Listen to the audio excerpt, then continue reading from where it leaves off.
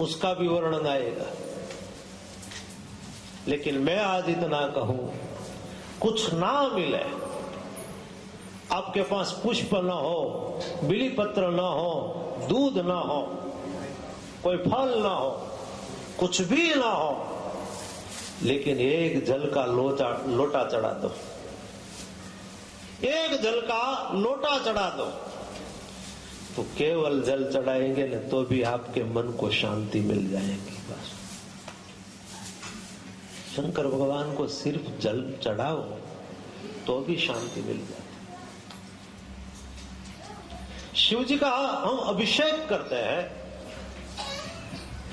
अभिषेक क्यों करना चाहिए, शंकर भगवान को जल क्यों चढ़ाना चाहिए, उसके भी प्रसंग है कि शंकर भगवान के तीसरे नयन में अग्नि है,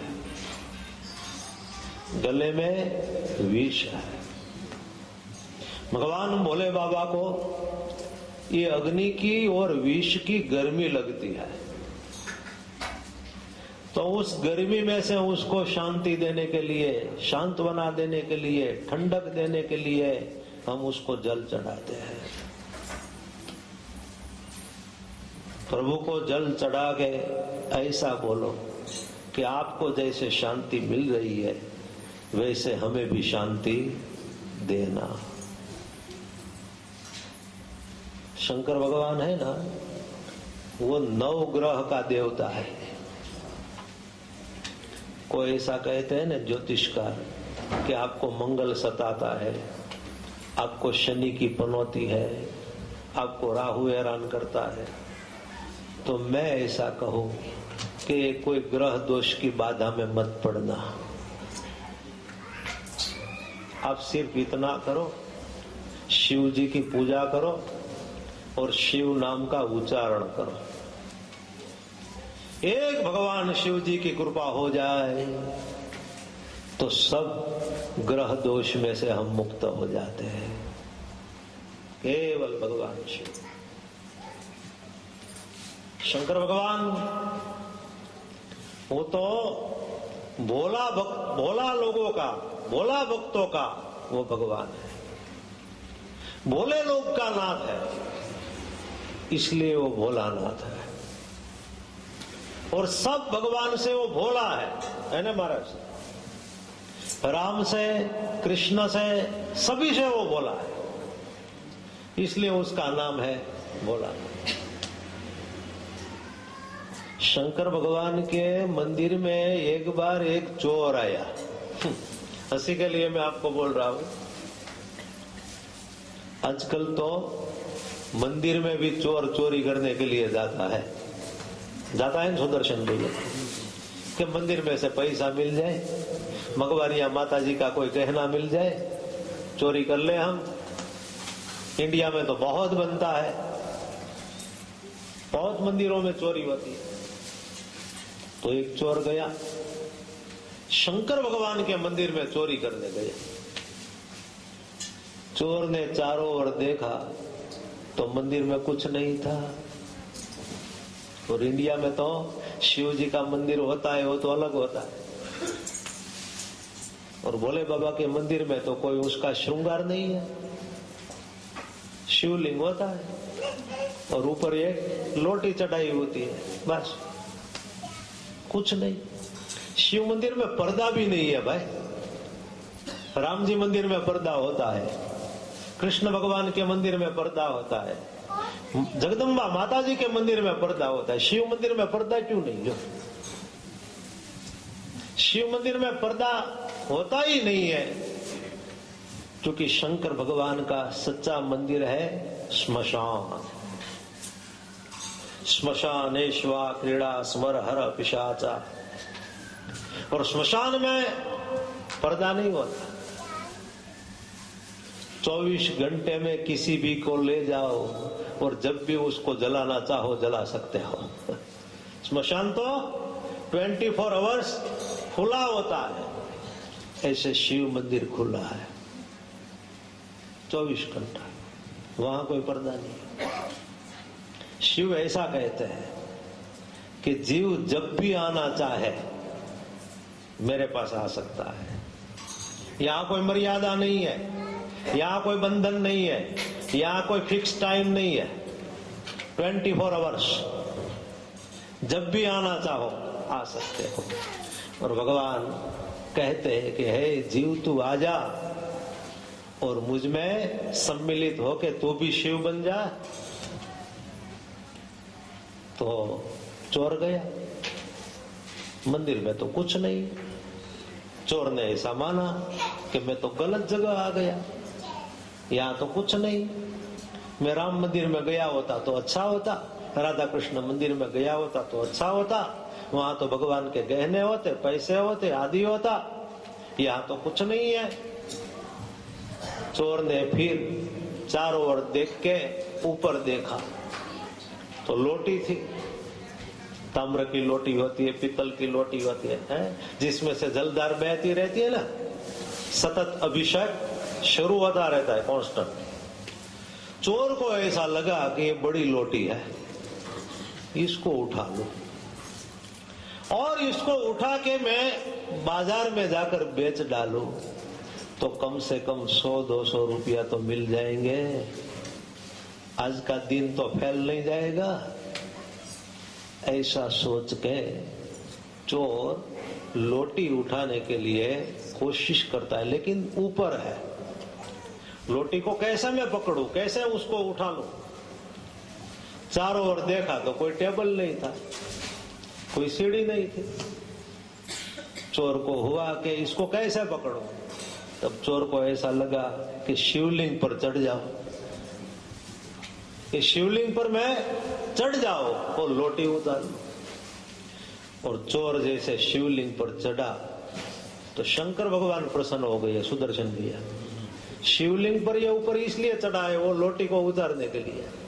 शिवलिंग पर जैसे चढ़ा तो भगवान भोले बाबा राजी हो गए, प्रसन्न हो गए और कहा मांग मांग तुझे क्या चाहिए, मैं तुझ पर प्रसन्न हूं, मांग। चोर की आंख में से आंसू बह गए और कहा कि प्रभु मैं तो आपके मंदिर में चोरी करने आया था और मैं तो आपके शिवलिंग पर चढ़ा हूं और ये लोटी उतारने की तैयारी में था और आप प्रसन्न हो गए। तब शंकर भगवान ने राजी होकर कहा देख भाई, मेरे शिवलिंग पर कोई जल चढ़ाते हैं, कोई दूध चढ़ाते हैं, कोई बिली पत्र चढ़ाते हैं, कोई पुष्प चढ़ाते हैं, कोई फल फूल चढ़ाते हैं, लेकिन आज धन्यवाद है तुझे कि तूने तो पूरा शरीर चढ़ा दिया, तो पूरा समर्पित हो गया, इसलिए मैं तुझ पर राजी हूं। ये भगवान शिव जी है। शंकर भगवान आशुतोष है। आशुतोष, आशुतोष शब्द का अर्थ है जल्दी प्रसन्न होने वाला, वो जल्दी प्रसन्न हो जाता है। और दूसरा नाम है औढ़रदानी। औढ़रदानी शब्द का अर्थ है इच्छित वस्तु देने वाला। भगवान शिव जी के पास जो मांगेंगे वो देगा। तो ऐसा भगवान शिव पवित्र पुरुषोत्तम मास चल रहा है, जिसको हम कहते हैं अधिक मास। इस मास का कोई भगवान नहीं था, तो भगवान कृष्ण ने कह दिया कि जिस महीना का कोई भगवान नहीं उसका भगवान मैं। इस अधिक मास का स्वीकार कृष्ण भगवान ने किया, इसलिए इस मास को हम कहते हैं पुरुषोत्तम मास। इस पुरुषोत्तम मास में हम शिव कथा सुनने के लिए यहाँ सब एकत्रित हुए हैं। और आइए पुनः 1 मिनट शिव नाम का उच्चार करके और आगे बढ़े। लेकिन आप सब गाइए, जरूर गाना, भाव से गाओ। एक दिन ऐसा लगेगा कि महाराज कोई नहीं आए और मैं गुजरात का हूँ, गुजरात से आया हूँ, भावनगर से, लेकिन मैं आपको एक दिन देख लूंगा ना, ठीक पहचान लूंगा आप सबको। फिर आपको क्या चाहिए वो मुझे पता लग जाएगा। मालकोश। नमः शिवाय, ओम नमः शिवाय, हर हर नमः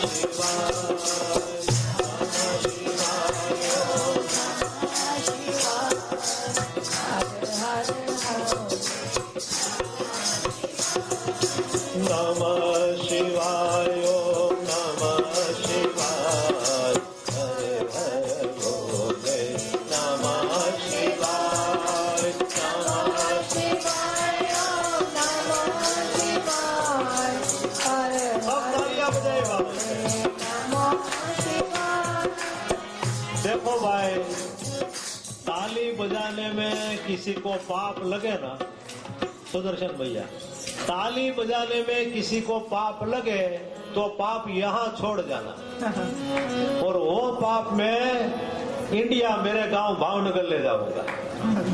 आप कुछ दक्षिणा न दो तो मुझे पाप की दक्षिणा दे देना, लेकिन ताली बजाओ। भगवान ने जिसको हाथ दिया है, दो अच्छे हाथ, तो हाथ ताली बजाने के लिए ताली बजाओ। नमः शिवाय,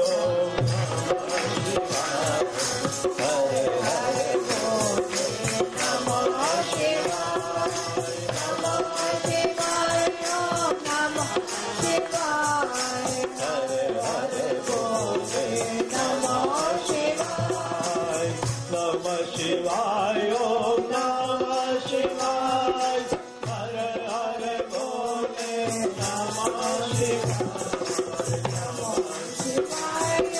रामेश्वराय शिव रामेश्वराय, हरे हरे बोले, नमः शिवाय। रामेश्वराय शिव रामेश्वराय, हरे हरे बोले, नमः शिवाय। नमः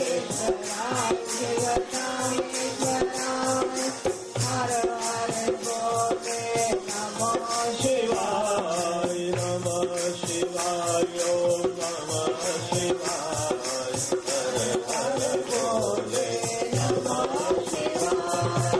नमः शिवाय, नमः शिवाय, हरे हरे बोले, नमः शिवाय। नमः शिवाय, नमः शिवाय, हरे हरे बोले, नमः शिवाय।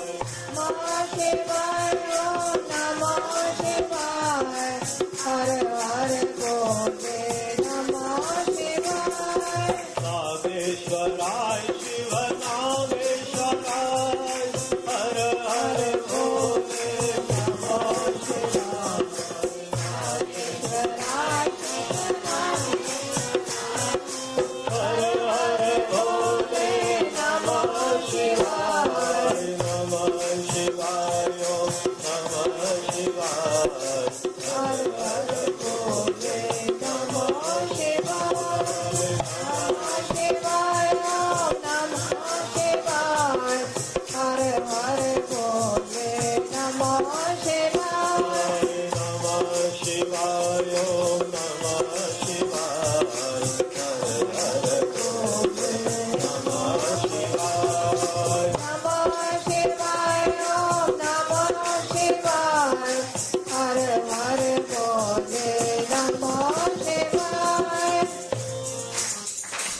तो हमारे भारतवर्ष में सबसे पहले मंदिर शंकर भगवान का बना है। बाद में राम मंदिर बना, कृष्ण मंदिर बना, जगदम्बा का मंदिर बना, लेकिन भारतवर्ष में सबसे पहला इतिहास कहता है शंकर भगवान का मंदिर बना है, सर्वप्रथम भैया।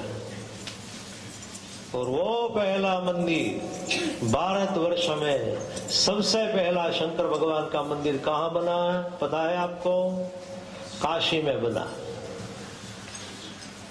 और वो विश्वनाथ महादेव मंदिर, काशी विश्वनाथ। 12 ज्योतिर्लिंग में एक ज्योतिर्लिंग है विश्वेश्वर महादेव। काशी में आप जाओ, विश्वेश्वर महादेव का दर्शन होता है।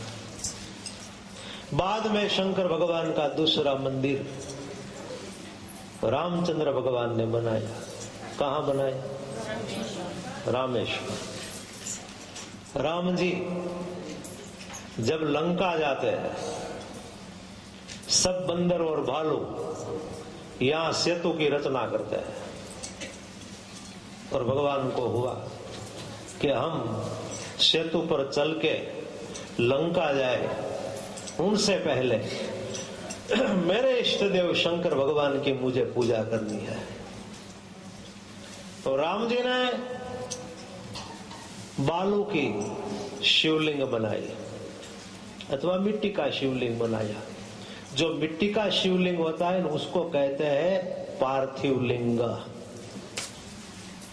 पार्थिव लिंग की भगवान राम जी ने रचना की। ऋषि मुनि सब आए हैं पूजा करने। बहुत प्रसंग आते हैं। जैसे शिव पुराण आगे बढ़ेगा तो आपको बहुत आनंद आएगा कि इसमें नए नए नए नए प्रसंग है और कितना उसमें ज्ञान है। राम जी के इष्ट देव है इसलिए रामेश्वर। लेकिन शंकर भगवान आकाश में प्रकट हो गए और शंकर भगवान ने राम जी को कहा कि नहीं, राम का ईश्वर इसलिए रामेश्वर नहीं, लेकिन जिसका राम ईश्वर है इसलिए रामेश्वर। तुम मेरे भगवान। शिव जी कहते हैं रामचंद्र मेरे ईश्वर है, और रामचंद्र जी कहते हैं शंकर भगवान मेरे ईश्वर है। एक भगवान है, एक भक्त है, एक भक्त है, एक भगवान है, अथवा तो दोनों एक है, अलग नहीं। इसलिए हम कहते हैं ना, हरि यानी विष्णु, हर यानी शंकर भगवान, हरि हर। हरि हर दोनों एक है, अलग नहीं है। हमारे भारत में साधु संत भोजन करते हैं ना, तब कहते हैं, जब भोजन शुरू होता है ना तो कहते हैं चलो हरिहर, चलो हरिहर हो जाए। कहते हैं महाराज, चलो हरिहर करो। इसका अर्थ हरि और हर में भेद नहीं है, दोनों एक है। कथा तो बहुत हम सुनते हैं, लेकिन कथा में इसलिए मैं आपको एक एक शब्द और एक एक बात समझाता हूँ क्योंकि आपकी समझ में आए। ऐसा नहीं कि हम हमारी विद्वता से सीधी कथा को बढ़ाते चले, आगे बढ़ जाए और आपकी तो समझ में ना आए कि महाराज ने क्या कहा, हमें तो कुछ पता नहीं लगा। इसलिए हम देश में कहते हैं ना, कुछ लोग कथा में नहीं समझते तो ऐसा लगता है कि भैंस की आगे भागवत कहा जाता है। समझ में आना चाहिए। उसी तरह वक्ताओं को भी श्रोताओं को जैसे उसकी समझ में आए ऐसे कथा कहनी चाहिए। भगवान शिव, शिव पुराण खुद भगवान शिव जी ने रचा है। मूल रचयिता शिव पुराण के, ध्यान देना, शंकर भगवान। वो ग्रंथ तो आजकल है नहीं, लेकिन मूल शिव पुराण में 1,00,000 श्लोक है महाराज जी, 1,00,000 श्लोक शिव जी ने जो रचना की। लेकिन युग जैसे आगे बढ़ने लगा तो सतयुग में व्यास भगवान ने, सनत कुमारों ने कहा व्यास जी को कि आप सब पुराण लिखते हो, इसमें शिव पुराण की भी रचना करो। व्यास भगवान ने कितने पुराण लिखे हैं? कितने बोलो? हाँ, धन्यवाद भैया। 18 पुराण लिखे व्यास जी, जिसने 4 वेद लिखे। वेद का नाम आता है आपको बोलना? बोलो। हाँ, बस जो मैं एक टीचर हूँ इसलिए आपको जैसा समझ में आए वैसा बोलता रहूंगा, और ना समझ में आया तो मैं कहता रहूंगा और सिखाऊंगा भी। ऋग्वेद, यजुर्वेद, अथर्ववेद, सामवेद, 4 वेद का रचयिता व्यास भगवान। जैसे मंदिर में सब विग्रह है, भगवान और माता जी की मूर्ति है, ऐसे हमारे मंदिरों में वेद भी होना चाहिए। होगा यहाँ वेद भी भगवान है, और वेद भगवान की आरती होनी चाहिए। हम सब उसका दर्शन करें, पूजा करें। ब्रह्मा जी का 4 मुख, 4 मुख में से 4 वेद प्रकट हुए। इसलिए हमारे साधु ब्राह्मण जब पूजा करते हैं ना, तब 4 दिशा में वो आरती देते हैं और बोलते हैं पूर्वे ऋग्वेदाय नमः, पश्चिमे यजुर्वेदाय नमः, उत्तरे सामवेदाय नमः, दक्षिणे अथर्ववेदाय नमः। 4 दिशा, ये ब्रह्मा जी का 4 मुख और 4 दिशा में से 4 वेद प्रकट हुए। 4 दिशा इंग्लिश पब्लिक भी मानती है लोग। न्यूज कहते हैं समाचार, न्यूज, तो न्यूज में 4 दिशा आ गई, N north, E east, W west, S south. लो, ये स्पेलिंग में 4 दिशा आ गई, एन ई डब्ल्यू एस, 4 दिशा, नॉर्थ ईस्ट वेस्ट साउथ। वो लोग गॉड कहते हैं ना, तो गॉड में भी 3 भगवान का नाम आ गया, पता है आपको? गॉड, GOD, जी यानी जनरेटर, O यानी ऑपरेटर, D यानी डिस्ट्रॉयर। अब तो समझ लो, जी यानी जनरेटर। जनरेटर कौन है? अरे ब्रह्मा है। जनरेटर उत्पादन करने वाला, सर्जन करने वाला। सर्जन किसने किया? ब्रह्मा जी ने। ओ यानी ऑपरेटर, संचालन करने वाला, लालन पालन करने वाला, सबको रखने वाला। कौन? विष्णु भगवान। डी यानी डिस्ट्रॉयर, नाश करने वाला, विसर्जन करने वाला। कौन? तो बस आ गया गॉड में।